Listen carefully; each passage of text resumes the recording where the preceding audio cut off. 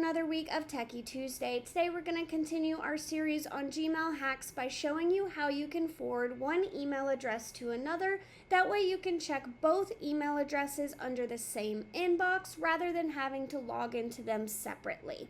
So the first thing you're going to want to do is log into the email address that you would like to forward. So this is the one you are not going to be checking, the one you would rather not have to log into every day. We're going to send all of the emails that are going to this email address to our other email address so that, again, we don't have to come back and check this one.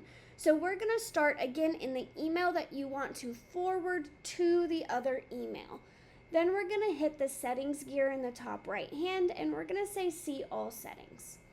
From there, we're going to go to the section forwarding and pop, and we're going to add a forwarding address. Right here is where you're going to enter the email address that you would like all of these emails to go to. So I'm going to put in my main work email that I use every single day. After you've entered that, it may ask you to verify yourself, so follow all the verification, and then it's going to ask you to click this proceed button to make sure that you actually initiate the forward.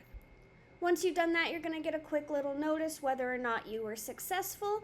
And if you were, you're then going to want to come back to forwarding. We are not quite done yet. And we are going to want to undisable it. And we are going to want to forward a copy of all mail that's coming into this account into our other account. If you have multiple, you might have a drop down here where you can select a few different ones.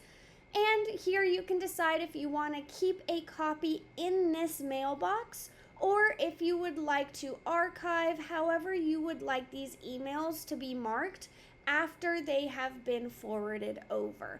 If you need to remove your forward, then you'll click this drop down and you'll be able to remove, or you can select disable forwarding.